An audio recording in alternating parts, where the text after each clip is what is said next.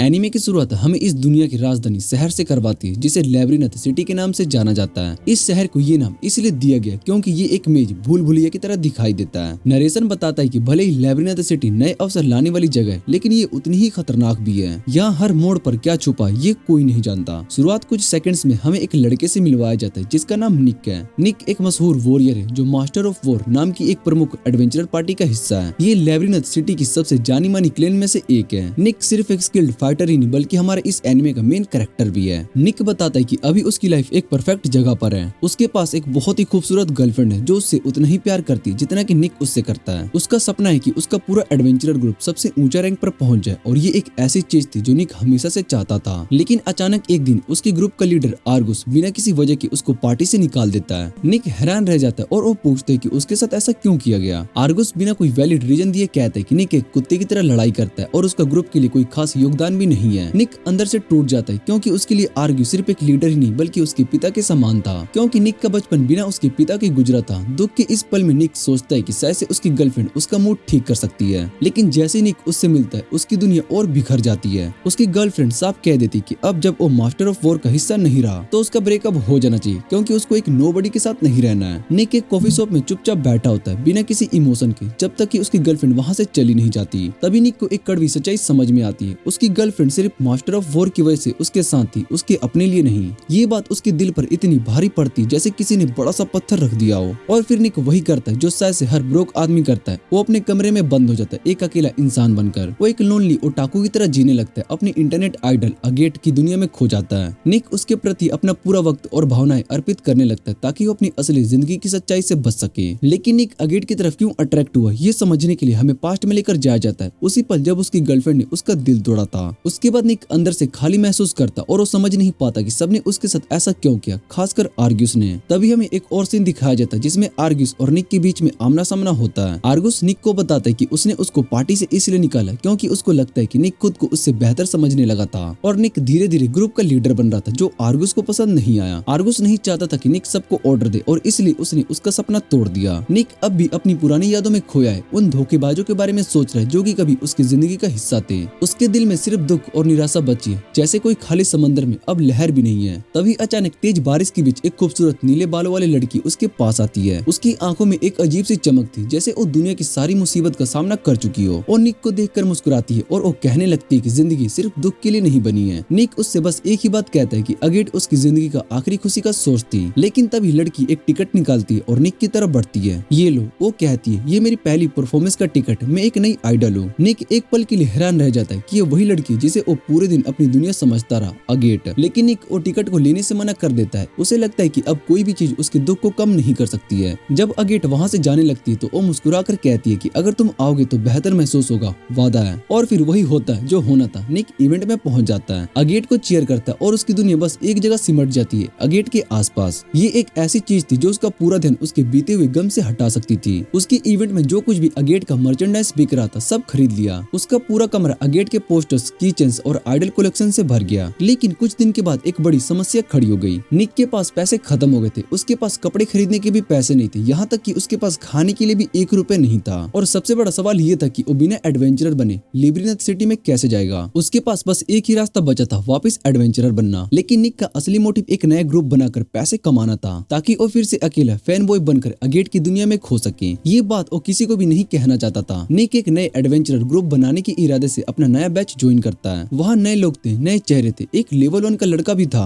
जो शायद से निक के नए ग्रुप का पहला सदस्य बन सकता था। निक उससे बात करने के लिए आगे बढ़ता है लेकिन तभी आर्ग्यूस की आवाज उसके दिमाग में गूंजने लगती है। तू लीडर बनने के लायक नहीं है निक, तू एक वीक और बेकार इंसान है, कोई भी तुझे सीरियस नहीं लेगा। ये आवाज सुनकर निक अंदर से हिल जाता है। उसकी सारी हिम्मत एक पल में गिर जाती है। उसका मन ही नहीं होता कि वो उस लेवल 1 एडवेंचरर से बात करे। और तभी कोई और बंदा आकर उस रूकी को अपने ग्रुप में ले जाता है। निक बस वहाँ पर खड़ा रहता है बेकार महसूस करते हुए। आर्ग्यूस फिजिकली वहाँ पर नहीं था लेकिन फिर भी उसने निक को एक बार फिर हारने पर मजबूर कर दिया। पूरा दिन निक बस यही महसूस करता रहा कि बस उसका मजाक ही बन रहा है। उसका दुख और भी बढ़ जाता है। उसका सेल्फ स्टीम बिल्कुल खत्म हो जाता है। उसे सिर्फ अब एक ही चीज चाहिए थी, आर्ग्यूस से बदला। उसका लेजेंडरी ग्रुप जो जा चुका था, नए दोस्त मिलने की कोई उम्मीद नहीं थी और नई ग्रुप बनाने में वो हर जगह फेल हो रहा था। आखिरकार निक बस एक अकेला बार में बैठता है एक ड्रिंक लेकर। वहाँ सब एडवेंचरस अपने ग्रुप अपनी सक्सेस सेलिब्रेट कर रहे थे। सब खुश थे, सबकी लाइफ परफेक्ट लग रही थी सिर्फ निक को छोड़कर। लेकिन तभी 3 और लोग आते हैं और निक के टेबल पर जाकर बैठ जाते हैं। एक अजीब सी सिचुएशन थी, ना किसी ने कुछ कहा और ना ही किसी ने एक दूसरे को देखा। तभी निक को एक और सच्चाई समझ में आई, ये तीन लोग भी किसी ग्रुप का हिस्सा नहीं थे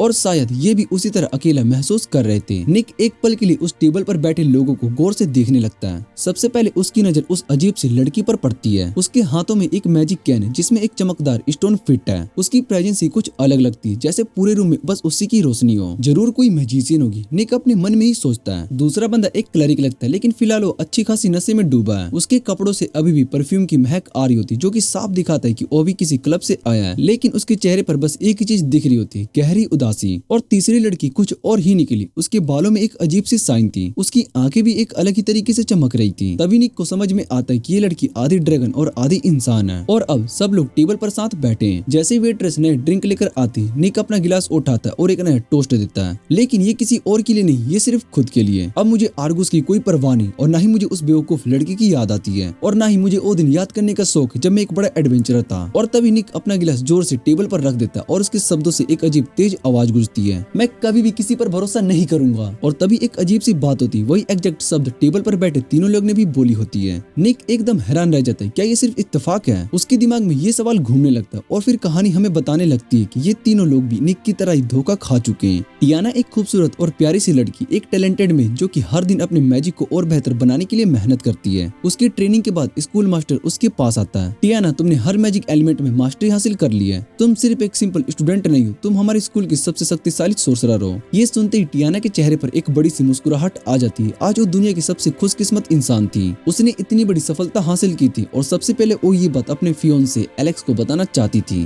वो सीधा एक रेस्टोरेंट में जाती, जहाँ पर रिसेप्शनिस्ट से पूछती है। रिसेप्शनिस्ट हाँ में सर हिलाता है, लेकिन कुछ कहने की भी कोशिश करता है, लेकिन टियाना ध्यान नहीं देती। और जैसे ही वो अंदर जाती है, वो देखती है कि एलेक्स किसी दूसरी लड़की के साथ बैठा होता है। उस लड़की का नाम था लैन, लेकिन टियाना फिर भी एक पॉजिटिव एटीट्यूड रखती है। वो एलेक्स के सामने बैठ जाती, अपनी बड़ी अचीवमेंट के बारे में बताती है, मुझे बेस्ट मैच का टाइटल मिला और मैं स्कूल की पहली लड़की हूँ जो कि इतनी छोटी उम्र में लाइटिंग स्पेल का कास्ट कर सकती है। लेकिन एलेक्स इस बात पर ध्यान नहीं देता, उसके चेहरे पर कोई भी असर नहीं होता। और तभी एक अजीब सी बात कहने लगता है, टियाना मैंने सुना है कि तुम लैन को बुली करती हो, तुम एक एरोगेंट लड़की हो जो कि पावर का गलत इस्तेमाल करती है। और तभी उसने वो बात बोली जो टियाना ने कभी सोची भी नहीं थी। और हाँ, मुझे पता चला कि तुम अपने टीचर्स को सेड्यूस करती थी सिर्फ ताकि तुम्हें एक्स्ट्रा मार्क्स मिले और हेडमास्टर का अप्रूवल भी। टियाना एक पल के लिए सब कुछ ब्लैंक महसूस करती है। उसके फियोंसे ने उस पर झूठा आरोप लगाया था और तभी उनकी कहानी वहीं पर खत्म हो जाती है जहाँ पर निक की शुरू हुई थी, धोखा और भरोसे की हार। अब सवाल ये है कि अगर निक और टियाना दोनों धोखा खा चुके हैं, तो क्या वो तीनों लोग भी किसी न किसी तरीके से धोखेबाज दुनिया का शिकार हो चुके हैं? और अगर हाँ, तो क्या ये सिर्फ एक इत्तेफाक है जो ये सब लोग एक ही टेबल पर बैठे हैं? टियाना को ये सब सुनकर बहुत ही गुस्सा आता है, क्योंकि ये सब बातें सिर्फ एलेक्स के बनाए गए झूठ होते हैं। वो दोनों से कहती है कि ये सब बंद करो, लेकिन एलेक्स उसकी एक भी नहीं सुनता। वो अब भी इतने गुस्से में होता है कि उससे कहने लगता है कि वो अपनी इज्जत उतरा हुआ महसूस करता है, क्योंकि टियाना उससे बेहतर है मैजिक में और वो सिर्फ एक औरत है। भाई साहब, यहाँ पर तो छोटी सोच का एक बड़ा ही क्लासिक केस लग रहा है। मतलब बंदा एक स्ट्रॉन्ग लड़की को हैंडल नहीं कर पा रहा है। बस सीधी सी बात है, एलेक्स इस बात को डाइजेस्ट नहीं कर पा रहा होता है कि एक लड़की उससे हर चीज में बेहतर हो सकती है, वो भी उसकी खुद की गर्लफ्रेंड। इस वजह से वो बिना किसी वजह के टियाना पे झूठ मूठ का इल्जाम लगाने लगता है और फाइनली उससे ब्रेकअप कर लेता है, ये कहकर कि वो लियन के साथ ज्यादा खुश रहेगा। उसके बाद हमें पता चलता है कि टियाना और एलेक्स की एंगेजमेंट की असली रीजन सिर्फ उनके फैमिलीज के बीच का रिश्ता था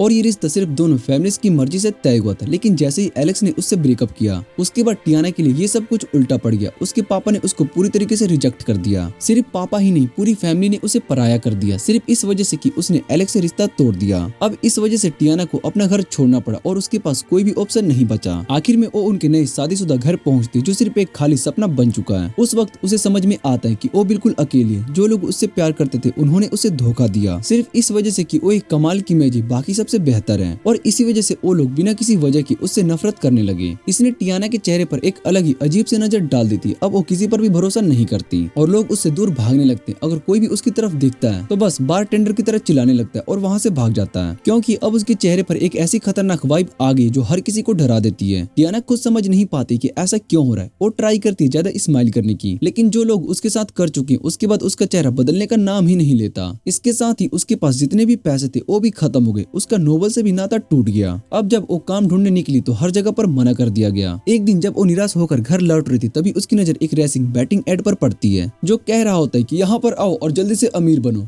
पहले ही बैट में वो जीत जाती है, लेकिन फिर उसे और बैटिंग करने की आदत लग जाती है और धीरे धीरे सब कुछ हार जाती, जो कुछ भी उसके पास बचा था। अब टियाना बिल्कुल ही टूट चुकी थी, ना पैसा, ना घर, ना सपोर्ट और ना ही कोई अपना। वो सोचती कि अब उसका क्या होगा। फिर एक दिन वो दोबारा बाहर निकलती है और तब उसकी नजर एक नए एडवर्टाइजमेंट पर पड़ती है, एडवेंचरस रूकी क्लब का पोस्टर। यहीं से वो डिसाइड करती है कि उसका नया सफर यहाँ से शुरू होगा। जब वो पोस्टर ध्यान से देख रही होती है, तभी एक आदमी उसके पास आता है और उससे कहता है कि तुम हमारी पार्टी को ज्वाइन करना चाहोगी। और बस टियाना के लिए नए सफर की शुरुआत हो जाती है। लेकिन जैसे ही लड़की पलट कर उस आदमी की तरफ देखती, उसकी नजर इतनी ज्यादा टेरिफाइंग होती है कि बेचारा बंदा सीधा वहाँ से भाग जाता है। और यही कहानी है कि कैसे टियाना फाइनली इस बार तक पहुँचती है। अब जब टियाना अपनी कहानी सुना चुकी होती है तो निक क्लेरिक से पूछते कि वो यहाँ पर कैसे आया। तो क्लेरिक अपना नाम बताता है, जेन। वो कहता है कि वो एक मशहूर शहर से आया है जो लेब्रिनथ से पहले उसका घर हुआ करता था। उस पिछले शहर में एक जगह है, टेम्पल ऑफ मिडगर गॉड। यही वो जगह थी जहाँ पर जेन एक प्रीस्ट की तरह काम करता था। शहर के लोग उससे बहुत ही प्यार करते थे क्योंकि वो दिल का बहुत ही अच्छा इंसान था और हर किसी की मदद करता था और सबकी फिक्र भी रखता था। उस शहर में एक लड़की थी, मैरली, जो कि एक नोबल फैमिली से बिलोंग करती थी और उसके साथ साथ एकदम राजकुमारी जैसा बर्ताव किया जाता था। वो जेन के लिए अक्सर कुछ स्पेशल जड़ी बूटियां लाया करती थी। उसी रात जेन अपने हर्ब के साथ काम कर रहा होता है जब मैरली और भी ज्यादा हर्ब से लेकर उसके पास पहुंचती है। जेन उसका शुक्रिया अदा करता है, लेकिन तभी मैरली उसका हाथ पकड़ लेती है और सीधा पूछती है, क्या तुम मुझे पसंद करते हो? जेन एकदम शॉक हो जाता है। वो कामली समझता है कि वो अभी बहुत ही छोटा है और उसे अपनी उम्र का कोई लड़का ढूंढना चाहिए। ऊपर से जेन एक प्रीस्ट था। वो उससे कहता है कि रात काफी हो चुकी है, इसीलिए उसे अभी के लिए घर वापस लौट जाना चाहिए। साथ ही वो ये भी कहता है कि एक प्रीस्ट होने के नाते वो किसी के साथ इस तरह का रिश्ता नहीं रख सकता है। लेकिन मैरली ये सब सुनकर एकदम गुस्से में आ जाती है और दोनों के बीच में तेज तेज बातें होती है और फाइनली वो चिल्लाती है कि वो जेन से नफरत करती है और वहाँ से भाग जाती है। लेकिन यहाँ पर बात खत्म नहीं होती है। अब मार्ली के दिमाग में एक ही नया प्लान था, अब बदला लेने का। उसने सोच लिया था कि वो जेन की लाइफ बर्बाद करके रहेगी, उसकी हाई प्रीस्ट होने की पोजीशन खत्म कर देगी। एक दिन जेन शहर के लोगों से अपनी प्रमोशन के बारे में बात कर रहा होता है, जो कि उसे हाई क्लर्क बनाने वाली थी। सब कुछ बिल्कुल परफेक्ट लग रहा होता है जब अचानक शहर की अथॉरिटीज वहाँ पर पहुँचती है और बिना किसी वार्निंग के जेन को गिरफ्तार कर लेती। ये सब मैरली की चाल थी। उसने एक फेक स्टोरी बनवाई थी कि जेन उसके करीब होने की कोशिश कर रहा था। उसकी ये झूठी कहानी सुनकर सब लोग जेन के खिलाफ हो गए और मार्ली को अपना बदला लेने का पूरा मजा आ रहा था। जेन एकदम टूट चुका था और जानता था कि वो बिल्कुल निर्दोष है, लेकिन फिर भी उसे जेल में डाल दिया गया और वहाँ पर 3 महीने तक बांध कर रखा गया। जेल से निकलने के बाद उसे अपने शहर से निकाल दिया गया और उसका सब कुछ छीन चुका था।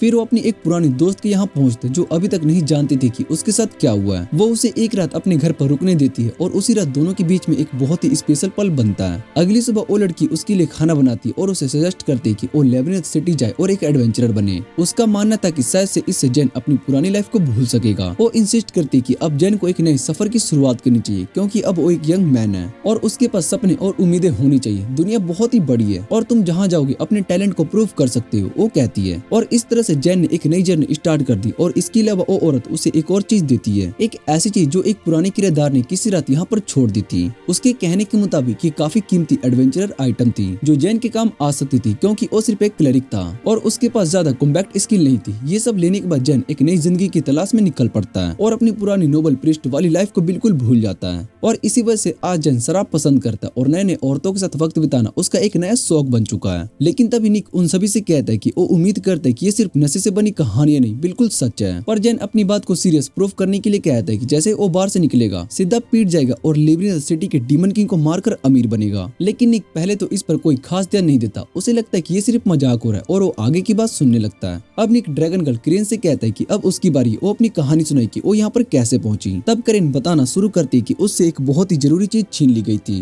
और जो शख्स उसकी चीज छीन ले गया वो कोई और नहीं बल्कि उसका अपना भरोसेमंद इंसान था जो शायद से उसे कभी धोखा नहीं दे सकता था। लेकिन करेन इस वक्त नशे में होती जो अपनी कहानी प्रॉपर्ली नहीं सुना पाती, बस रैंडम बातें करती है और ज्यादा पीने लगती है। तभी निक को महसूस होता है जैसे वो सपने में चला गया और जब उसे होश में आता है तो वो देखता है कि वो टियाना के घर पर है। पहले तो उसे लगता है कि शायद से उसने सिर्फ एक सपना देखा है कि उसने दूसरे तरह एडवेंचरस को ढूंढना था। लेकिन तभी वही लोग उसके सामने खड़े होते जो कल रात उसे बार में मिले थे। अब उसको याद आता है लेकिन सब कुछ एकदम कंफ्यूज होते कि वो यहाँ पर कैसे पहुंचे और क्योंकि ये सब सिर्फ एक स्ट्रेंजर्स थे, एक प्रॉपर टीम नहीं बन सकते थे। टियाना पोलाइटली कहती कि सबको अब उसके घर से निकल जाना चाहिए। कोई भी एक्स्ट्रा सवाल किए बिना सब उसके घर से निकल जाते हैं। लेकिन जैसे ही वो सब रास्ते पर चल रहे होते तभी निक उन्हें रुकने के लिए कहता है और फिर सबको एक छोटा सा मोरल बूस्ट देने लगता है, बिल्कुल वैसे ही जैसे उस लड़की अगेट ने उसे दुख के दिनों में दिया था। निक के ये स्पीच सुनकर सब एक पल के लिए सोच में पड़ जाते हैं। तभी निक एक प्रपोजल रखता है कि अगर हम सब इंसानियत पे भरोसा नहीं रख सकते तो क्यों ना सिर्फ एक दूसरे पर भरोसा करें। चलो एक अल्टीमेट पार्टी बनाते हैं, हमारी अपनी टीम जो सिर्फ एक दूसरे पे विश्वास करेगी और सबसे बदला लेगी जो हमें छोड़कर चले गए। और धीरे धीरे हर किसी की आंखों में एक नई चमक आने लगती है और सबको लगता है कि हाँ ये बहुत ही परफेक्ट आइडिया है। उनके पास खोने के लिए कुछ भी नहीं बचा तो क्यों ना एक तरीके की शुरुआत की जाए। और इस तरह से सब मिलकर एक नए सफर पर निकलने के लिए तैयार हो जाते हैं।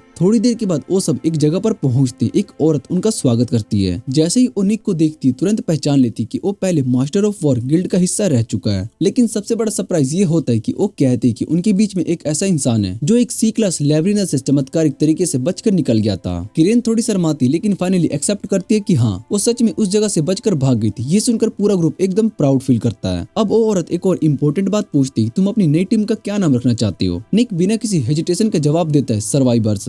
और बस इसी के साथ उनका पहला ऑफिशियल मीटिंग स्टार्ट होता है। निक सबसे पहले इंपॉर्टेंट चीज अनाउंस करता है, ग्रुप के 3 लॉ होंगे और ये लॉ कोई भी नहीं तोड़ सकता है क्योंकि ये उन्हें एक टीम बनाएंगे जो एक दूसरे पर भरोसा करेंगी। और इसी तरह सर्वाइवर्स की कहानी ऑफिशियली शुरू हो जाती है।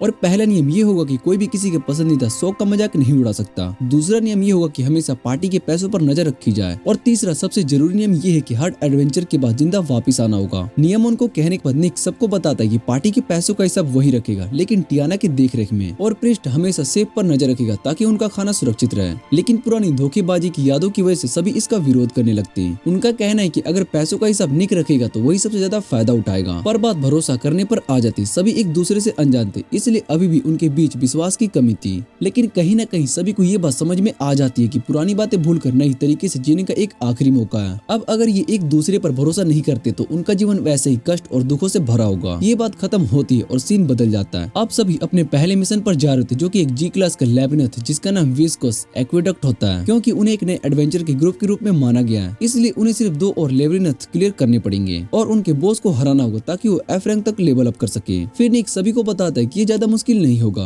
क्योंकि जी क्लास के लैबिरिन्थ नए एडवेंचर के लिए ट्रेनिंग ग्राउंड में होते हैं जिससे कि उन्हें लैबिरिन्थ की बेसिक समझ हो सके। जैसे ही वो टेंपल के अंदर एंटर करते उनके सामने एक स्लाइम आ जाती जो कि उनका पहला शिकार होगा। सब उस स्लाइम को गौर से देखने लगते हैं और तभी प्रोटैगनिस्ट बताता है कि छोटे स्लाइम देखने में बेकार लगते हैं लेकिन ये जो भी उनके सामने आता है उसे निकल जाते हैं और जैसे जैसे ये खाते हैं वैसे वैसे ये और बड़े होते जाते हैं। कुछ स्लाइम तो इतने बड़े हो जाते हैं कि खेतों और गाँव पर हमला करने लगते हैं। लेकिन निक उन्हें ये भी बताता है कि इन छोटे स्लाइम से निपटना काफी आसान होता है, बस उनके शरीर से जैम को निकालना होता है। ये सुनने के बाद सब और भी ज्यादा गहरे लैबिरिन्थ के अंदर जाने लगते हैं। इस दौरान निक सोच रहा होता है कि उसने ग्रुप को बनाकर कितना अच्छा काम किया और जैसे जैसे वो स्लाइम का शिकार करते रहते हैं निक को और मोस्टर के बारे में पूछा जाता है जो कि जी क्लास के लैबिरिन्थ में होते हैं। निक बताता है कि यहाँ ज्यादातर स्लाइम और गोब्लिन्स मिलेंगे लेकिन एरेंस लैबिरिन्थ एक अलग ही लेवल है जिसमें डीमन लॉर्ड बॉस से फाइट होगी। और ये सुनते ही सभी समझ जाते हैं कि हर एडवेंचरर गिल्ड इस लैबिरिन्थ को क्लियर करने की कोशिश करेगी। निक सबको एक और चीज के लिए सतर्क करता है, ये छोटे स्लाइम दिखने में कमजोर लगते हैं लेकिन ये अपने शरीर के टुकड़े तोड़कर हमला कर सकते हैं इसलिए किसी को भी अपनी सुरक्षा में चूक नहीं करनी चाहिए। लेकिन टियाना अब भी मान रही होती है कि स्लाइम बिल्कुल बेकार और कमजोर होते हैं और बस यही सोच रही होती तभी एक स्लाइम उस पर हमला कर देता है और बस टियाना को मिलता है एक जोशी इंस्टेंट कर्मा। वो गुस्से से स्लाइम पर टूट पड़ती लेकिन अपने एम में ध्यान नहीं रखती, गलती से अपनी मेज पावर्स का हमला उससे सीधा करेन की तरफ कर देता है और बस यहीं से छोटी मोटी झगड़े की शुरुआत होती है। करेन गुस्से में बोलती है कि मुझे लगने लगा है कि तू ढंग से ध्यान नहीं रख सकती। टियाना भी जिद पकड़ लेती है, वो एक गलती थी, ठीक है, स्लाइम को मारने के लिए जा रही थी तो बीच में आ गई। करेन वार्निंग देती है कि अगर दोबारा से मुझे टारगेट बनाए तो मैं ब्रीथ ऑफ फायर से जवाब दूंगी क्योंकि मैं एक ड्रैगन हूँ। थोड़ी देर तक दोनों एक दूसरे को घूरते लेकिन फिर आगे बढ़ने लगते हैं। जैसे ही वो लैबिरिन्थ के ऊपर हिस्से में पहुंचते जेन को एक जायंट स्लाइम नोटिस करता है। निक तुरंत सभी को बताता है कि ये स्लाइम बॉस है, तैयार रहो। लेकिन बिना किसी देरी के टियाना एक जबरदस्त आइस ड्रैगन स्पेल कास्ट करती है जो स्लाइम बॉस को एक्सप्लोड कर देता है। पर इसका बड़ा प्लस पॉइंट ये होता है कि कोई और चोट नहीं खाता और उन्हें मोस्टर का जैम मिल जाता है जो कि बदले में पैसों के लिए बेचा जा सकता है। लैबिरिन्थ के बाहर आने के बाद निक एक इम्पोर्टेंट काम करने का फैसला करता है, ग्रुप ऑफ ऑर्गेनाइज करना। सबसे पहले वो अपनी पोजीशन को क्लियर करता है, मैं कॉम्बैक्ट लीडर रहूंगा और लैबिरिन्थ को एक्सप्लोर करने में गाइड करूंगा लेकिन मुझे मैजिक या हीलिंग का कोई आइडिया नहीं है और न ही मैं करेन जैसे हैवी वेपन का यूज कर सकता हूँ। फिर वो सभी को इंकरेज करता है कि वो अपनी वीकनेस भी बताए ताकि वो एक दूसरे की लिमिट को समझ सके। लेकिन क्योंकि अभी भी सब एक दूसरे से अनजान थे इसलिए कोई भी अपनी कमजोरी को एक्सेप्ट करने में हेजिटेशन दिखाता है। निक समझाता है कि तुम्हें अभी बताने की जरूरत नहीं है लेकिन मैं तो अपनी बता सकता हूँ ना, क्योंकि अगर भरोसा बनाना है तो शुरुआत कहीं ना कहीं से तो करनी पड़ेगी। जैन ये बात सुनता है और आगे बढ़कर अपनी एबिलिटीज के बारे में बताता है। मैं एक हीलर हूँ, लेकिन मुझे हीलिंग मैजिक के अलावा कुछ भी नहीं आता। तभी टियाना उठती है और करेन के सामने आती है और उससे माफी मांगने लगती है। फिर वो सबको अपनी स्ट्रॉन्गेस्ट एबिलिटी के बारे में बताती है। मैं विंड और वाटर मैजिक में एक्सपर्ट हूँ और मेरे पास एक पावरफुल लाइटिंग अटैक भी है, लेकिन मुझे फायर मैजिक बिल्कुल भी नहीं आती और करेन जैसे हैवी अटैक भी मार सकती हूँ। टियाना ये भी एक्सेप्ट करती है कि उसकी सबसे बड़ी कमजोरी क्लोन कॉम्बैक्ट है और उसे दूसरों के वेपन्स यूज करना भी नहीं आता। करेन को हजम नहीं होता है कि टियाना इतनी इनोसेंट क्यों बन रही है। जब टियाना बैठती है तभी ठंडी हवा चलती है जिसमें उसे ठंड लगती है। करेन बिना कुछ बोले आग का एक छोटा ज्वाला गोला फेंकती है ताकि टियाना के पास एक मिनी बोनफायर बन सके, लेकिन टियाना चीख पड़ती है, अबे तू मेरे फेस पर एम कर रही थी है ना। और बस ये सुनकर पूरा ग्रुप जोर जोर से हंसने लगता है। अपनी वीकनेसेस जानने के बाद ग्रुप नेक्स्ट लेबिरिंथ इंटरेस्ट ढूंढने के लिए फॉरेस्ट में एक्सप्लोरेशन शुरू करता है, लेकिन जैसे ही वो आगे बढ़ते हैं उनका सामना होता है एक गोब्लिन टेरिटोरी से और यहाँ पर निक अपनी असली ताकत दिखाता है। एक पल के लिए सब सोच में पड़ जाते कि ये बस एक नॉर्मल बैटल होगी, लेकिन निक तो अलग ही लेवल का निकला। एक सेकंड में वो एक के बाद एक गोब्लिन्स को तबाह कर देता है। ये देखकर पूरा ग्रुप शॉक हो जाता है। टियाना को सडनली एक आइडिया आता है कि वो एक मैजिकल डिटेक्शन स्पेल का यूज करती है और बताती है कि अगले 500 मीटर दूर तक उसे और भी गोब्लिन्स दिखाई दे रहे हैं। जैन जो हर तरह के मैजिकल आर्ट्स में एक्सपर्ट है तुरंत कह देता है इतनी दूर तक मैजिक सोर्सेस डिटेक्ट करना ये तो नॉर्मल बात नहीं है। लेकिन अब उसका ध्यान एक और इम्पोर्टेंट बात पर चला जाता है, निक। ये सब डिस्कस करने लगते हैं कि निक अपनी असली स्ट्रेंथ छुपा रहा है, मतलब बंदा इतना स्ट्रॉन्ग है फिर भी ऐसे बिहेव कर रहा है जैसे कुछ भी नहीं आता। करेन थोड़ी इरिटेट हो जाती है और वो बोलती है कि मुझे सिर्फ एक गोब्लिन मारने को मिला, बाकी सारे तू ही ले गया है ना। लेकिन तभी टियाना एक और सीरियस वार्निंग देती है, एक बहुत ही पावरफुल मैजिक सोर्स आ रहा है गोब्लिन फॉरेस्ट के अंदर से। सब एक दूसरे की तरफ देखते, इतनी स्ट्रॉन्ग पावर, क्या ये कोई कमाल का गोब्लिन हो सकता है। निक अलर्ट हो जाते कि ये ओग्रे हो सकता है या फिर इवोल्व्ड होप गोब्लिन। वो सभी को बताते है कि अगर ये इवोल्व्ड मॉन्स्टर हुआ तो हमारे लिए बहुत ही डेंजरस होगा, अगर गलती से भी एक भी मूव रॉन्ग हुआ तो वो सबको मार सकते हैं। तभी निक स्ट्रेटेजी सेट करता है, मैं और करेन अटैक करेंगे क्योंकि ये मॉन्स्टर्स मैजिक रेसिस्टेंट होते हैं। जैन और टियाना सिर्फ डिस्ट्रक्शन और हीलिंग के लिए होंगे। करेन अपनी एक हेवी वेट शॉट उठाती और एक कॉन्फिडेंट स्माइल देती है, इसका मतलब मैं हमारी बेस्ट होप पर हूँ। निक सिर्फ एक छोटी सी स्मिक देता है कि अगर तू गलत प्रूफ हुई तो फाइट के बाद तू ट्रीट देगी। बस सब एक्शन मोड में आ जाते और मॉन्स्टर्स के लेयर में पहुंचते हैं और देखते हैं एक बड़ा सा ओग्रे जिसमें काफी सारे गोब्लिन्स उसको गार्ड करके रखे होते हैं। करेन बिना टाइम वेस्ट किए लीड लेती है और निक छोटी गोब्लिन्स को हैंडल करने लगता है। जैन और टियाना पीछे से सपोर्ट देते हैं हील और बफ्स देखकर। करेन अपनी स्वॉर्ड उठाती और उस पर एक जबरदस्त फायर स्पेल फ्यूज करती है और उसको आसमान में उठाकर जोर से नीचे लेकर आती है। बस अब सबको गोब्लिन्स के हॉर्न एक्सट्रैक्ट करने होते ताकि उनका गिल्ड रैंक अप हो सके। निक एक गोब्लिन का हॉर्न खींचने की कोशिश करता है लेकिन इतना जोर लगाता है कि बैलेंस बिगड़ जाता है और सीधा करेन पर आकर गिरता है। करेन का स्पेशल पेंडेंट टूट जाता है। तभी कहानी एक छोटे फ्लैशबैक में जाती है। करेन एक स्ट्रीट मार्केट में होती एक ब्यूटीफुल नेकलेस देख रही होती जो उसकी औकात से बाहर होता है। तभी एक मर्चेंट उस पर चिल्लाने लगता है, ओए तूने पेंडेंट को स्क्रैच किया, तुझे इसका पूरा पैसा देना पड़ेगा। और फिर फ्लैशबैक वहीं पर कट होता है और पेंडेंट में करेन टूटा हुआ पेंडेंट देख रही होती बिना कुछ कहे। एक दिन जब एक बेकार आदमी करेन से जबरदस्ती पैसे मांग रहा था तब एक एडवेंचर कालियास आगे आए और उस आदमी की चालबाजियों का पर्दाफाश कर दिया। बदले में उस मर्चेंट को ये फैसला लेना पड़ा कि वो नेकलेस बिना किसी पैसों के देगा वरना उसकी सारी हरकतें अथॉरिटीज को बता दी जाएगी। इस तरह से करेन बिना किसी दिक्कत के नेकलेस ले पाई और उसके दिल में कालियोस के लिए और भी ज्यादा इज्जत बढ़ गई। उस दिन से करेन ने तय किया कि वो कालियास की वफादार बनेगी, एक ऐसे आदमी की जिसे वो एक सच्चा हीरो मानती थी। कालियोस के एहसान का बदला चुकाने के लिए करेन हर बार किसी डिंजन की रेड करने के वक्त आगे रहती थी, लेकिन उसे कभी भी ये महसूस नहीं हुआ कि उसका फायदा उठाया जा रहा है सिर्फ इसलिए क्योंकि वो एक ड्रैगन काइंड थी। पर ये सच उस दिन बदल गया जब जिस आदमी को उस सबसे ज्यादा इज्जत देती थी उसने उसको धोखा दे दिया। जब एक बहुत ही बड़े विशाल सांप के जहर की वजह से करेन धीरे धीरे अपनी सांसें खो रही थी तब कालियोस ने आखिरी वार किया और उस मॉन्स्टर को खत्म कर दिया। पर इसके बाद जो हुआ वो और भी ज्यादा दुखदायक था। मॉन्स्टर का कोर हासिल करने के बाद कालियोस और उसके साथी मरने के लिए उसको वहीं पर छोड़कर चले गए। जैसे कि ये सभी काफी नहीं था, कालियोस ने ड्रैगन जेम को भी चुरा लिया, वो पवित्र रत्न जिसे ड्रैगन काइंड की सुरक्षा करने के लिए करेन को दिया गया था।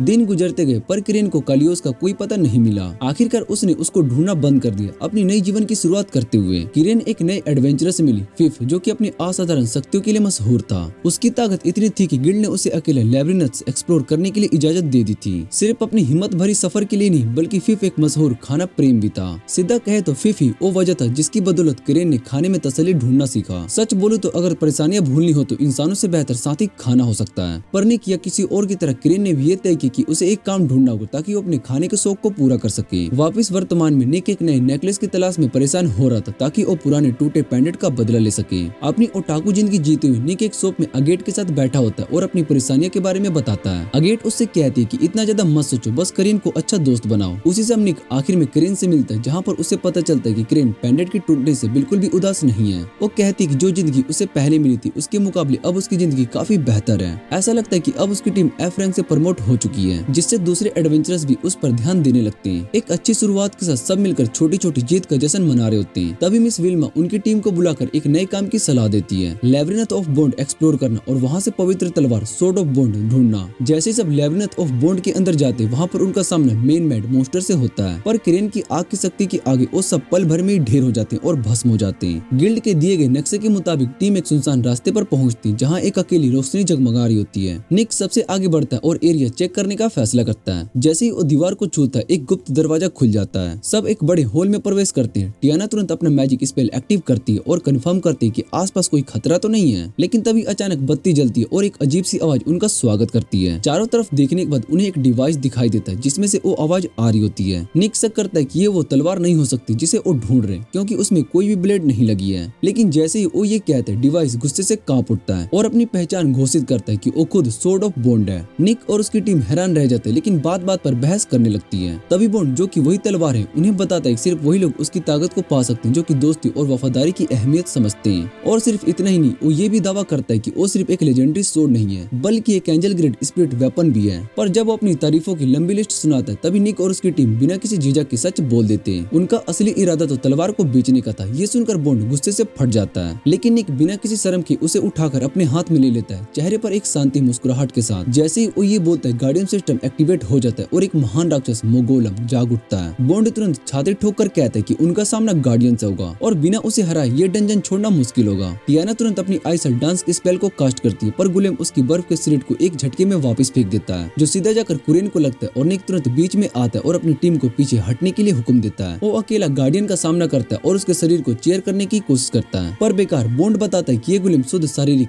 हमलों से प्रभावित नहीं होता। ये सुनकर बॉन्ड निक को उसका गुलेम ट्रिगर देने की सलाह देता है। ये सुनकर बॉन्ड निक को उसका गुलेम ट्रिगर करने की सलाह देता है, पर जब निक तलवार को एक्टिवेट करने की कोशिश करता है तो तलवार उसकी कमांड को नहीं मानती। ऐसा इसलिए होता है क्योंकि निक का अपनी टीम के साथ जो समर्थन होना चाहिए था वो अभी तक अधूरा है। इसके तुरंत बाद गुलेम निक पर एक भारी प्रहार करता है, जिससे कि वो सीधा नीचे एक गहरे गड्ढे में गिर जाता है। ऊपर जेम अपनी माना बूस्ट करके टियाना की मदद करता है, जो मोस्टर को रोकने के लिए उसका शरीर जमाने की कोशिश करती है। और दूसरी तरफ कुरेन नीचे गड्ढे में जाकर निक की मदद करने की कोशिश करती है। निक उसे अपने किए पर माफी मांगता है, पर कुरेन एक हल्का सा मुस्कुराहट के साथ कहती है कि उसे माफी मांगने की जरूरत नहीं है, क्योंकि उसके मुताबिक पेंडेंट के टूटने से अच्छा ही हुआ। उसने बीते हुए कल से जुड़ा छोड़ दिया और आगे बढ़ने का हौसला पाया। उसी पल बॉन्ड एक बार और निक को एक्टिवेट करने के लिए कहता है। जब टियाना और जेम अपनी मौत को स्वीकार कर रहे होते हैं, तभी अचानक एक प्रभावित रूप उभरता है, निक और कुरेन का एक संगलित अवतार। उनकी मिलीजुली शक्ति और नई इरादों की मजबूती के साथ गुलेम एक भयंकर हार का सामना करता है। पर जब ये सब हो चुका होता है, तभी एक और धोखा सामने आता है। सोर्ड ऑफ बॉन्ड असल में एक नकली तलवार निकलती है। फिर भी मिस विल्मा ये खुशखबरी देती है कि उन्हें फिर भी पैसे मिलेंगे, जो उनके दिल को सुकून देता है। लेकिन कहानी यहीं पर खत्म नहीं होती। जब सब रिलैक्स कर रहे होते, तभी एक नौजवान लड़का गिल्ड के अंदर आता है। वो अपने आप को किजुना बताता है, जो कि किसी और का नहीं, होलीसूट का मानव रूप है। और इसी तरह टीम अपने नए मेंबर का स्वागत करती है। इसके बाद टियाना अपने पुराने इंस्ट्रक्टर के बारे में सपना देखती है, जिनकी करियर को नुकसान पहुंचाएगा जब उनका नाम उस सैंडल में फंस गया जो टियाना के एक्स फियोंसे ने रचा था। दूसरी तरफ कुरेन और जेम अपनी इमोशंस को दबाकर उठते हैं, जबकि निक एकदम चिल्लाकर उठता है, क्योंकि उसके सपने में उसकी एक्स गर्लफ्रेंड क्लाउडीन आ जाती है। जैसे ही सच्चाई सामने आती है तो पता चलता है कि ये सब किजुना की टेलीपैथी की वजह से हो रहा था, जिसे कभी कभी वो कम्युनिकेशन के लिए यूज करता है। थोड़ी देर के बाद उनका सामना एक और ओगरे से होता है। अपनी कॉम्बैक्ट एबिलिटी दिखाने के लिए किजुना सभी को अपने काम से एक दिन की छुट्टी देने का फैसला करता है और अकेले ही मोस्टर का सामना करता है। अपनी टेक्निक का इस्तेमाल करते हुए वो अपना एक डुप्लीकेट समन करता है और तेज टकरार से ओगरे को तुरंत हरा देता है। टीम किजुना की स्किल से प्रभावित होती है, मगर तभी किजुना एक और सच्चाई बताता है। उसकी टेलीपैथी उसको बाकी सभी से स्टेमिना और मैजिक लेने की शक्ति देती है। फिर वो ये भी बताता है कि उसके पास उन सभी वॉरियर्स की स्वॉर्डमैनशिप स्किल भी, जो कि उससे पहले उससे लड़ चुके हैं। चाहे किजुना कितना भी अपने आप को बड़ा दिखाने की कोशिश करे, सभी ये मान लेते हैं कि वो उनकी पार्टी के लिए एक वैल्यूएबल एसेट हो सकता है। लंच के लिए निकलते वक्त निक का दिल एक सेकंड के लिए और तेज धड़कने लगता है, जब कुरेन उन्हें वही रेस्टोरेंट लेकर जाती है जो निक के सपने में आया था। और मजेदार बात तो ये होती है कि अंदर जाकर निक वही क्लाउडीन को देख लेता है, जो किसी नए शिकार पर नजर जमाई होती है। निक अपनी एक्स गर्लफ्रेंड की ये चाल देखकर समझ जाता है कि वो फिर से किसी और को कौन करने वाली है, पर इस बार निक उसका ये प्लान फेल कर देता है और बेचारे लड़के को बचा लेता है। एक्सपोज होने के बाद क्लाउडीन वहाँ से तुरंत निकल जाती है, लेकिन कुछ देर के बाद वो वापस आती है और निक के सर पर अपना ठंडा बियर डाल देती है। इस बार वो अपने पार्टी लीडर लियोन के साथ आयरन टाइगर क्रॉप से आई होती है। पर असली मजाक तो तब बनता है जब निक रिवील करता है कि अगर क्लाउडीन उस लड़के को सक्सेसफुली कौन कर देती है तो उसका पार्टी से निकलना तय था। लड़ाई के लिए ये बात बाहर तक पहुंचती, जहां पर लियोन निक से माफी मांगता है और ये भी बताता है कि उसका प्लान क्लाउडीन को पार्टी से निकालने का था, क्योंकि उसकी वजह से बार बार दिक्कत हो रही थी। लियोन निक की तारीफ तारीफ करता है कि कैसे उसने सर्वाइवर्स को एक साथ रखा और मेंबर से जबरदस्ती वसूली किया। ये बात सुनकर निक को गुस्सा आ जाता है और वो तुरंत टाइगर काइंड को एक अच्छा सबक सिखाता है। पर तभी लियोन का एक साथी बैक उसको जोर से मुक्का मारकर गिरा देता है। जैसे ही सीन और गर्म होने लगता है, कुरिन भी बीच में आ जाती है और बैक को उसी की ही दवा चखा देती है। तभी अचानक से मिस विल्मा और रिसेप्शनिस्ट भी वहाँ पर आ जाती है, मगर लड़ाई रोकने के लिए नहीं बल्कि एक एडवेंचर स्टाइलिश सोल्यूशन देने के लिए। वो सजेस्ट करती है कि सब कुछ फेयर तरीके से सॉल्व किया जाए अर्थमेटिक बियर नकल के माध्यम से। अर्थमेटिक बियर नकल एक अलग तरह की लड़ाई होती है जो 10 राउंड तक चलती है। हर राउंड में जो फाइटर्स रिंग में होते हैं वो एक दूसरे से मुक्केबाजी करते हैं, पर उनके साथ ही दूसरी तरफ बैठकर कुछ टफ मैथ प्रॉब्लम सॉल्व करते हैं। सिंपल भाषा में बोले, जो एक्स्ट्रा मार्क्स लाएगा उसके फाइटर्स को ज्यादा एक्स्ट्रा पंच मिलेगा। बदकिस्मती से क्रोन, जो कि मैथ में बिल्कुल कमजोर होती है, उसका मुकाबला एक ऐसे औरत से होता है जो कि पैसों की गिनती करने में एक्सपर्ट होती है, क्लाउडीन उसका मजाक उड़ाती है, उसे सर्वाइवर्स की टीम का सबसे कमजोर कड़ी मानती है। अगले कुछ दिनों तक टीम के सभी लोग क्रोन की इस ड्यूल में तैयारी करवाने में मदद करते हैं, जबकि दूसरी तरफ जिम अपनी आदत के मुताबिक एक बार से दूसरी बार तक चक्कर लगा रहा होता है। वैसे बता दूं, टियाना की तरह ही जिम की बैक स्टोरी भी एक ट्रेजिक विलन जैसी है, लेकिन उसने अपने इमोशन को अलग तरीके से रिलीज करने का फैसला किया। इसी दौरान ये बात सामने आती है कि जिम सिर्फ नए नए लोगों से ही मिलना पसंद नहीं करता, बल्कि उसने आयरन टाइगर के क्रॉप्स की भी इन्वेस्टिगेशन कर चुकी और इलीगल काम के बारे में जान गया है। ये सुनकर सर्वाइवर्स एक बैकअप प्लान तैयार करता है ताकि डुएल में जीत हासिल कर सके और अपने दुश्मन की डर्टी ट्रिक्स का पर्दाफाश कर सके। आखिरकार वो दिन आ जाता है जब अर्थमेटिक बियर कुनल शुरू होता है। फाइटर्स रिंग में तैयार खड़े होते, कुरान तुरंत सवालों के जवाब देने लगती है और सबसे पहले पेपर खत्म कर लेती है, जिससे कि उसको बहुत ही खुशी होती। लेकिन उसका ये सुख सिर्फ चंद पल का ही होता है, क्योंकि रिजल्ट आते ही पता चलता है कि क्लाउडी ने सबसे ज्यादा सही जवाब दिए हैं। ये देखते ही लियोन को निक के पेट में एक जोर से पंच मारने का मौका मिल जाता है। निक अभी पहले मुक्के का ही दर्द सह रहा होता है कि दूसरे राउंड में लियोन का एक और बड़ा मुक्का उसके चेहरे पर पड़ता है। ये देखकर कुरान परेशान हो जाती है। दूसरी तरफ लियोन सिर्फ निक के अटैक्स को डोज करता है ताकि टाइम निकल सके और तीसरे राउंड खत्म होते ये मुकाबला उनके फेवर में चला जाता है। पर अब तक कोई भी शख्स किसी धोखेबाज इंसान को पकड़ने में सफल नहीं हुआ था। टियाना सोचने लगती कि उस धोखेबाज को बाहर कैसे निकाला जाए। तभी उसके दिमाग में एक प्लान आता है। वो प्रपोज करती है कि सभी टेस्ट ट्रैकर्स बचे हुए सवालों का एक साथ जवाब दे। इस रिस्क में हारने का मतलब होगा कि हारने वाले को साथ के साथ पेनल्टी पंचेस सहने पड़ेंगे। निक इस चैलेंज को एक्सेप्ट कर लेता है और मिस विल्मा इस नए रूल से एग्री करती है और फिर से कुरान और क्लाउडीन के बीच टकरार शुरू होती है। तभी नए रूल का फायदा उठाने के लिए टियामा, जेम और किजुना को सिग्नल देती है ताकि वो कल्प्रिट को पकड़ने की कोशिश करे। और सच में इस समय के बाद ये सच सामने आता है कि दूसरी टीम एक टेलीपैथी जेम का यूज कर रही थी। बैक उसी टेलीपैथी जेम के जरिए क्लाउडीन को आंसर बता रहा था। आखिरकार आयरन टाइगर क्रॉप्स चीटिंग के इंजाम में अरेस्ट हो जाती है और जल्दी से उनके दूसरे क्राइम्स भी सामने आने लगते हैं। क्लाउडीन के अरेस्ट होने से सिर्फ एक ही नहीं बल्कि कई लोग अपने हार्ट ब्रेक और सेविंग्स को खो देने से बच जाते हैं। कहीं और लियोन से एक ऐसे खजाने के बारे में पूछा जा रहा होता है जो कि सालों से लापता है। गार्ड उसको धमकाता है कि अगर उसने सच नहीं बताया तो उसको टॉर्चर किया जाएगा। लियोन जवाब में बताता है कि उस तलवार का नाम अभी तक ब्लैक मार्केट में नहीं आया है, लेकिन अननेसेसरी टॉर्चर से बचने के लिए लियोन अपने हाथ से खुद तलवार को समन करता है, सोर्ड ऑफ रननेस एवोल्यूशन। बैरकुनल फाइट में अच्छी खासी कमाई करने के बाद सर्वाइवर्स एक छोटी सी छुट्टी लेने का फैसला करते हैं। निक और किजुना टियाना के साथ कैसीनो जाते हैं जहाँ पर वो एक बेस्ट आइसक्रीम को ट्राई कर सके, लेकिन पहुंचने के बाद वहाँ पर पता चलता है कि आइसक्रीम तो पहले सोल्ड आउट हो चुकी है। टियाना के चेहरे पर एक शरारती स्माइल आ जाती है और वो बिना किसी हेजिटेशन के उस सारे प्लेयर्स के गेमिंग चिप्स को अपने नाम कर लेती है। दूसरी तरफ अगेट का बॉयफ्रेंड डोनेट कार्ड टेबल से उठाता है, गुस्से से भरा हुआ क्योंकि उसका पूरा पैसा हाथ से जा चुका था। एकदम से पूरा शहर भाग दौड़ में बदल जाता है। लियोन, जो कि एक मोस्टर में बदल चुका है, डंजन से निकलकर भागता है। उसने सोर्ड ऑफ रेनिस एवोल्यूशन की पावर को एक्टिवेट कर दिया होता और वो सिर्फ एक ही बंदे को ढूंढ रहा है, निक को। बेचैनी से इधर उधर भागते हुए उसका सामना होता है टियाना से।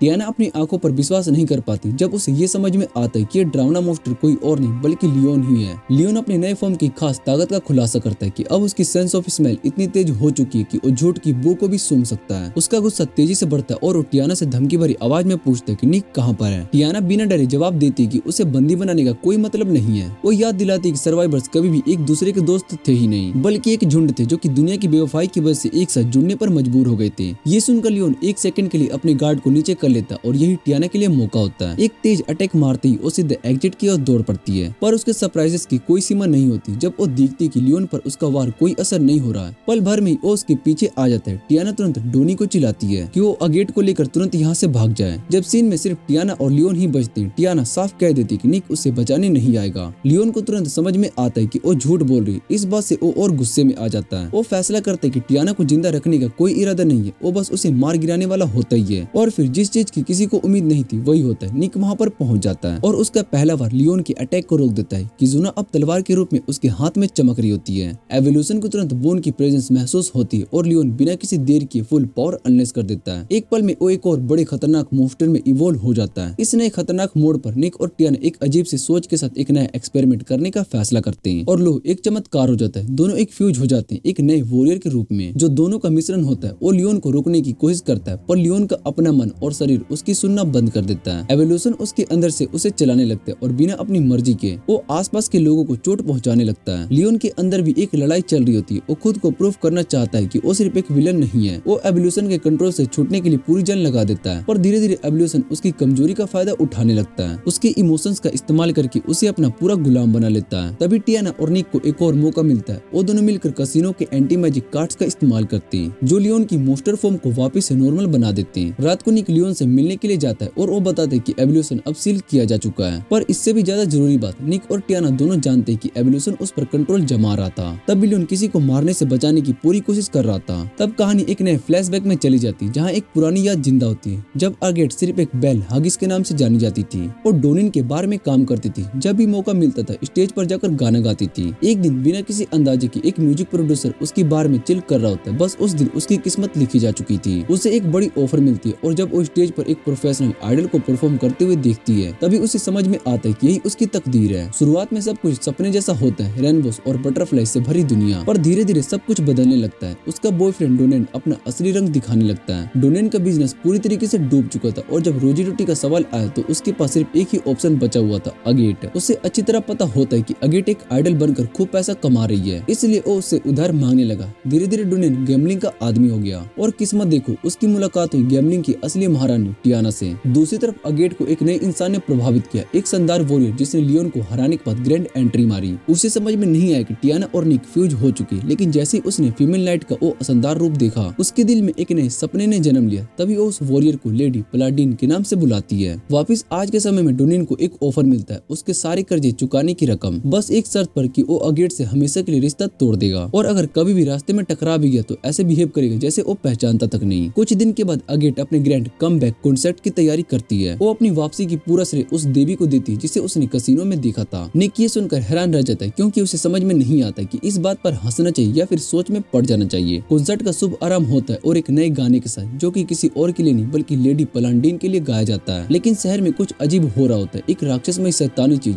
स्टैंपिंग मैन के बारे में अफवाहें तेजी से फैल रही थी। कहलाता तो वो एक मॉन्स्टर था जो कि बच्चों को उठाने का काम करता, पर असल में कोई भी नहीं जानता था कि वो सच में एक कहानी है। किजुना सिर्फ इस चीज के पीछे पागल हो रहा था, जबकि उसके साथियों को ये यकीन नहीं था कि ऐसा कोई मॉन्स्टर सच में, जो कि जर्नलिस्ट एडवेंचरर ओलिविया ने खास तौर पर इंटरेस्ट दिखाया। उसने कहा, जब तुम्हें इस बारे में कोई भी क्लू मिले मुझे बताओ। रात होती है। कॉन्सर्ट के बाद निक और किजुना बड़े मेज से वापस जा रहे होते हैं। तभी किजुना को एक अजीब सी फीलिंग आती है, जब मुसीबत में है। दोनों बिना किसी देरी के उसे ढूंढने के लिए निकल पड़ते हैं। एक अंधेरी गली में उनका सामना होता है, उसके साथ जिसकी अफवाह पूरी शहर में थी, स्टैंपिंग मैन। किजुना तुरंत अटैक करता है पर अपने टारगेट को खो देता है। इसके बाद उन्हें जैम दिखते हैं, जो कि एक छोटी लड़की को बचा रहा होता है। उसका नाम होता है रियाना। रियाना साफ साफ कहती है कि उस पर हमला करने वाला कोई और नहीं बल्कि स्टैंपिंग मैन ही था। वो और भी एक बड़ी बात बताती, उसकी माँ काफी समय से इस मॉन्स्टर के पीछे पड़ी थी। उसे एक्सपोज करने के लिए जैम बिना किसी शक के उसकी बात को मान लेता और उसकी माँ की बहादुरी की तारीफ करता है। फिर एक अजीब पल आता है। रियाना जैम की डिसिप्लिन बनने की जिद करती है, पर निक तुरंत बीच में आ जाता है। उसने पहले भी ये सिनेरियो सुना था और इस बार कुछ अलग होने वाला था। पर हैरानी की बात ये होती है कि जैम आराम से रहता है, न गुस्सा, न हैरानी और न ही किसी इमोशनल रिएक्शन के साथ। और रियाना का रिक्वेस्ट शांत दिमाग से मान लेता है। पहले थोड़ा सोचने का वक्त लो, बस वो इतना कहता है। पर लड़की फिर भी एक चीज मांगती है, एक आखिरी हग। ये सुनकर जैम उसे फिर से एक बार रोकते हुए याद दिलाता है कि तुम जब तक बड़ी नहीं हो जाती मुझे छूना भी मत। अगली सुबह लेब्रिनथ सिटी में आउटस्कर्ट सर्वाइवर्स नए गिल्ड में प्रवेश करते हैं, पर ये कोई आम गिल्ड नहीं थी। यहाँ एडवेंचरस नहीं बल्कि बाउंटी हंटर्स मिलते हैं। यहाँ पहुंचने के बाद सबका एक ही सवाल था, स्टैंपिंग मैन का असली सच क्या है।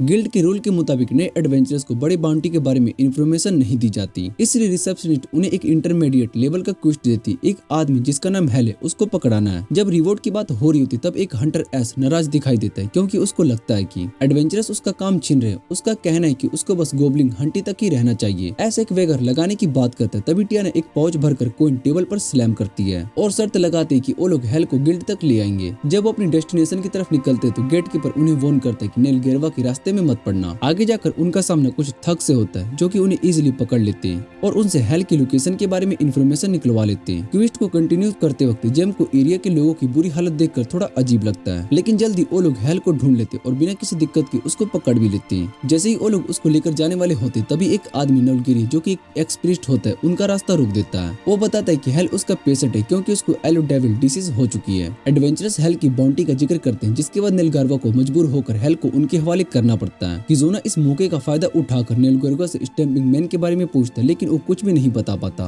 हेल उन्हें बस इतना बताता है कि एक रिपोर्टर शहर में बच्चों को कैंडिस दे रहा था और उनसे बातें कर रहा था। वापस गिल्ड पहुंचकर शाना अपनी जीती हुई बैटिंग मनी उठाकर सबको ड्रिंक्स पिलाती है। अगली सुबह रिसेप्शनिस्ट उन्हें पेमेंट देती है और साथ ही स्टैम्पिंग मैन से जुड़ी केस फाइल उनके हवाले करती है। इतने देर में ओलिविया वहाँ पर आ जाती है और बिना किसी सस्पेंशन के एक बच्चे के इंटरव्यू लेने लगती है। किजोना और किरेन अपने पहले स्टैम्पिंग मैन और ओलिविया के इनकाउंटर के बारे में डिस्कस कर रहे होते हैं। तभी निक उस रिपोर्टर को कन्फ्रंट करता है। जैसे ही निक ओलिविया से क्वेश्चन करने लगता है वो एकदम रूफटॉप पर जंप करके भाग जाती है, जिससे कुरेन और टियाना का एग्जिट गार्ड करने का पूरा प्लान फेल हो जाता है। कुछ वक्त के बाद रिनी की माँ उनसे मिलती है और अपनी बेटी को बचाने के लिए उनका शुक्रिया अदा करती है। पता चलता है कि एडा एडवेंचरस के बीच काफी फेमस है और निक बताता है कि वो एक रैंक होल्डर है। एडा फिफ्थ को भी जानती है और वो बताती है कि अब वो एस रैंक तक पहुंच चुका है। तभी एक और ट्विस्ट आती है। रेन एक बार फिर से जेम का अप्रेंटिस बनने की बात उठाती है, लेकिन जेम के चेहरे का एक्सप्रेशन थोड़ा बदल जाता है। तभी वो कन्फेस करता है कि उसको छोटी लड़कियों से अब डर लगने लगा है। जब रिन जेम से पूछती है कि वो उसको क्यों बचाया, तो जेम सिंपली कहता है कि कोई भी उस सिचुएशन में होता तो यही करता। लेकिन इस कन्फेशन के बाद जेम भी ये मान लेता है कि वो खुद भी अपने इस डर से एक दिन निकल सकता है। अपनी पेनफुल पास्ट का जिक्र करने के बाद उनकी बात एक और मेन टॉपिक पर शिफ्ट हो जाती है। स्टंपिंग मैन को हराने का तरीका। निक एडा से रिक्वेस्ट करता है कि वो उन्हें एक स्ट्रॉन्ग एनिमी को हराने का तरीका सिखाए। एडा उनकी ट्रेनिंग शुरू करने से पहले उन्हें एक स्पेशल मशरूम ड्रिंक देती है जो उनकी लेटेंट मैजिक एबिलिटीज को अनलॉक कर सकता है। एक क्विक पीप टैप के बाद इंटेंस फिजिकल ट्रेनिंग शुरू होती है जो स्पेशली इस तरीके से डिजाइन की गई होती है कि लोग स्टंपिंग मैन से मिलकर फाइट कर सके। दुश्मन की बात करें तो सर्वाइवर्स एक बार फिर स्टंपिंग मैन से टकराते हैं, हालांकि वो फिर से बच निकलता है, लेकिन इस बार उन्हें शक होता है कि शायद से ओलिविया इसकी कल्प्रिट नहीं है। ये सोचकर कि किडनैपर्स कोई एशियंट मैजिक टूल्स का यूज कर रहा है। निक सीधा लियोन के पास जाता है, बस कुछ स्टेम्स वंश के बदले। लियोन एक पुरानी कहानी बताता है इल्यूजन किंग जेम की। ये एक ऐसा जेम स्टोन है जो कि किसी भी इंसान की प्रेजेंस और शक्ल को बदल सकता है। इल्यूजन को तोड़ने का एक सिंपल तरीका भी लियोन उन्हें बताता है। अगर तुम उस मैजिक यूजर का असली नाम जान लो तो इल्यूजन खत्म हो जाएगा। जेम और टियाना अपनी इन्वेस्टिगेशन को और आगे बढ़ाते हैं और धीरे धीरे एनिमी को एक जोन नैरो डाउन कर देते हैं जो उन्हें वापिस से शहर की सरहद में ले जाता है। लेकिन वहाँ पहुंचकर गेटकीपर उन्हें बस रैंडम केस अपडेट देता है, जिससे कि उनका काम और मुश्किल हो जाता है। एक गहरे फोग में चलते वक्त ओलिविया अचानक निक पर अटैक कर देती है, लेकिन इस बार निक ने एडा की ट्रेनिंग को प्रूफ कर दिखाया। ओलिविया उस पर इल्जाम लगाते है कि वो ही असली स्टैम्पिंग मैन है। किजोना अपनी पैरेलल एबिलिटी का यूज करके उसको पकड़ने की कोशिश करता है, पर ओलिविया वही टेक्निक का यूज करके उसको काउंटर कर देती है। निक उसका नाम बुलाता है, लेकिन इल्यूजन ब्रेक नहीं होता। समझ जाने के बाद दोनों शांत हो जाते और एक प्रॉपर कन्वर्सेशन करते हैं। ओलिविया फाइनली सच बताती है कि वो असल में एक रिपोर्टर है और स्टंपिंग मैन भी सिर्फ नाम का। जब वो फुल टाइम एडवेंचरर थी तब उसको ये टाइटल दिया गया था, जो कंफर्म हो जाता है कि ना निक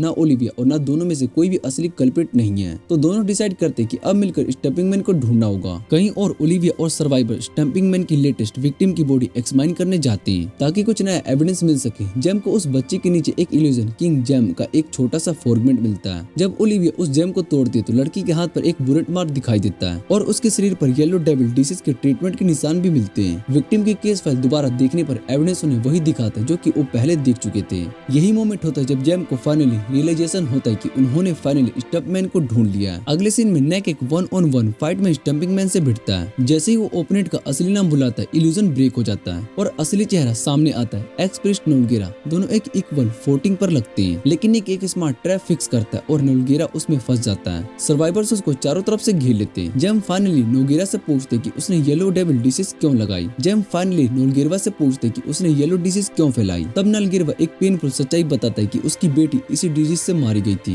और बात सिर्फ इतनी नहीं, लोगों ने रूमर्स फैला दी कि उसकी बेटी कोई रिलेशनशिप में थी, क्योंकि ये डिजीज सेक्सुअली ट्रांसमिटेड माना जाता है। लेकिन असल में नोलगेरवा की बेटी न सिर्फ अपने डॉक्टर बाप की तरह काम करने की कोशिश करती थी, वो एक पेशेंट का इन्फेक्टेड ब्लड को टच कर बैठी और डिजीज का शिकार हो गई। अपनी बेटी की मौत को बेकार न जाने देने के इरादे से नोलगेरवा एक कोर की तलाश में पागलपन की हद तक चला गया, चाहे उसके लिए उसे निर्दोष बच्चों की जान ही क्यों न लेनी पड़े। जेम अपना गुस्सा नहीं रोक पाता और नोलगेरवा पर चिल्लाता है कि उसने अपनी विक्टिम्स और उनके परिवारों के दुख को बिल्कुल बिल्कुल भी नहीं समझा। लेकिन नेलगरवा को कोई पछतावा नहीं होता। वो एक हंसी के साथ चिल्लाकर कहता है कि अगर वो मर भी गया तो भी कुछ नहीं बदलेगा। उन दोनों के बीच में बहुत ही तेज से बहस होने लगती। फिर किजुना दुश्मनों को वार्न करती है कि कोई आ रहा है। उन दोनों के बीच में बहस और तेज होने लगती है, पर तभी किजुना दूसरों को वार्न करता है कि कोई आ रहा है। एक नाइट जो कि सर से पांव तक फुल आर्मर में होता है, बिना कोई वार्निंग दिए एक बार में ही नेलगरवा का शरीर बीट देता है। जेम तुरंत उसको बचाने के लिए हीलिंग कास्ट करता है, पर नाइट एक पावरफुल अटैक से उसको जमीन पर पटक देता है। कुनार और टियाना गुस्से में एक साथ अपना अटैक छोड़ते हैं, पर नाइट के सामने उसका कोई भी असर नहीं होता और दोनों को आसानी से हरा दिया जाता है। तभी ओलिविया एंटर करती है और नाइट को व्हाइट मास्क कहकर बुलाती है। सबसे हैरत की बात तो ये होती है कि वो बिना किसी वेपन के अपनी नागनी हाथों से उसकी तलवार को रोक देती है। ऑफेंसिव मोड में जाकर ओलिविया व्हाइट मास्क का ध्यान भटकाने लगती है ताकि निक और जेम अपनी बॉडीज को एक साथ मर्ज कर सके। लेकिन व्हाइट मास्क ये देखकर समझ जाते हैं कि उसके ओपोनेंट्स भी किसी सिमिलर रेलिक का यूज कर रहे हैं। उन्हें रोकने के लिए वो ओलिविया को एक मैजिक बैरियर में ट्रैप कर देता है, जो धीरे धीरे इतना प्रेशर बनाएगा कि उसकी बॉडी को कुचल देगा। टीम ओलिविया को बचाने की कोशिश करती है, पर व्हाइट मास्क उन्हें रोक देता है। एनिमी की स्ट्रेंथ से परेशान होकर निक और जेम अपनी स्पीड एडवांटेज का यूज करते हैं और व्हाइट मास्क के कमजोर पॉइंट को टारगेट करते हैं। जैसे ही व्हाइट मास्क अपने ओपोनेंट पर पूरी तरीके से फोकस कर लेता है, बैरियर वीक हो जाता है और ओलिविया फाइनली उसमें से निकलने का मौका पा लेती है और एक और डिस्ट्रैक्शन क्रिएट करते हुए ओलिविया उसे भीड़ देती है। व्हाइट मास्क को लगता है कि फाइनली अब उसने अपर हैंड ले लिया, पर तभी बॉन्ड उसके फेस पर एक पावरफुल स्टेप मार देता है। अपनी एबिलिटीज के बार किसी को देखकर व्हाइट मास्क इंप्रेस्ड हो जाता है, पर वो तुरंत वहां से भाग जाता है। जाने से पहले वो पूरे बिल्डिंग को एक मैसिव एक्सप्लोजन में उड़ा देता है। किस्मत अच्छी थी कि टीम को सिर्फ माइनर इंजरीज होती, लेकिन नेलगरिया की कंडीशन अलग थी।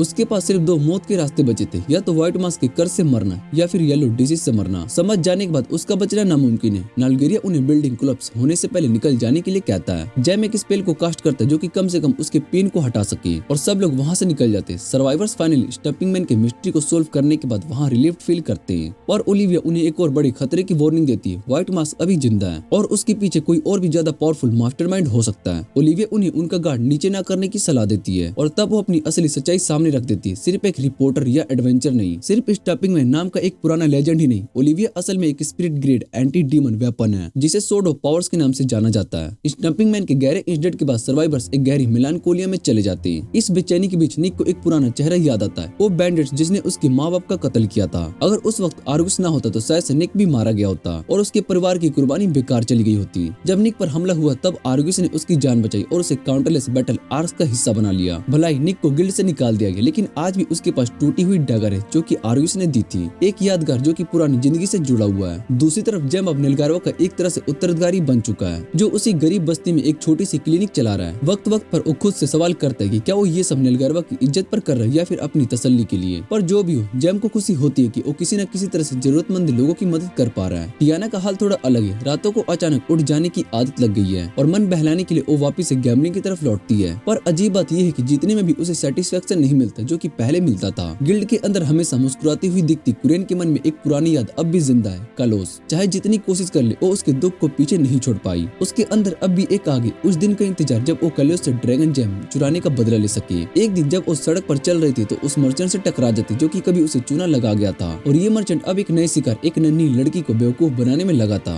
जब कुरान उसके सामने आई तो सिर्फ उसके चेहरे को देखते ही वो आदमी कांपने लगा और तुरंत लड़की को छोड़ दिया। पर तभी निक और उसके साथी कुरेन को बुलाने लगते। उसे फेस्टिवल देखने जाना था। एक लंबी थकान भरी जिंदगी के बाद एक बार फिर मजा लेने का वक्त आ चुका था। तभी ओलिविया भी उनके साथ चलने के लिए तेज कदम बढ़ाती है और हमेशा की तरह अपनी मस्त मजाक के साथ। पर जैसे टियाना अखबार उठाती, ओलिविया कुछ बोलने से पहले ही समाचार पढ़ लेती है, डार्क डीमन लॉर्ड की वापसी। ये सुनकर ओलिविया अपनी शरारती आदतें छोड़कर सीरियस हो जाती है। वो समझाती कि व्हाइट मास्क शायद से इस सब में शामिल हो सकता है और इसी के साथ वो एक और राज को खोलती है, इल्यूजन किंग जेम को, जो कि चोरी हुआ था, वो ब्लैक मार्केट में बिक रहा था। ये सुनकर कुरान के मन में तुरंत एक सवाल आता है, क्या हो सकता है कि ड्रैगन किंग जेम भी किसी ब्लैक मार्केट में हो? कुरान का मन हल्का करने के लिए उसके साथ ही उसे एक नया प्रपोजल देते। क्या होगा अगर वो अपनी खोज को एक नई ट्विस्ट में बदल दे? और बस इस सोच से पूरा टीम एक बार फिर तैयार हो जाता है बुराई का पीछा करने के लिए। कहीं और किजुना और ओलिविया आपस में अपनी सोच को शेयर कर रही होती है। दोनों ही एक ऐसे आर्टिफैक्ट है जो कि इंसानों से कई ज्यादा जिएंगे, जो हमेशा अमर रहेंगे। ओलिविया सोचती है कि सर्वाइवर्स में थोड़ा और जुनून होना चाहिए, जबकि किजुना मानता है कि वो भी ताकत को और सुधार सकती है। पर एक और बात, दोनों को यकीन है कि ये लोग एक दिन डार्क डीमन किंग को जरूर हराएंगे। शायद एक दिन ये दुनिया को बचा भी सकेंगे। और यही था एक और धमाकेदार चैप्टर। देखने के लिए धन्यवाद। अगर वीडियो अच्छी लगे तो वीडियो को लाइक करके चैनल को सब्सक्राइब जरूर कर लेना। तो मिलते हैं अगली वीडियो में।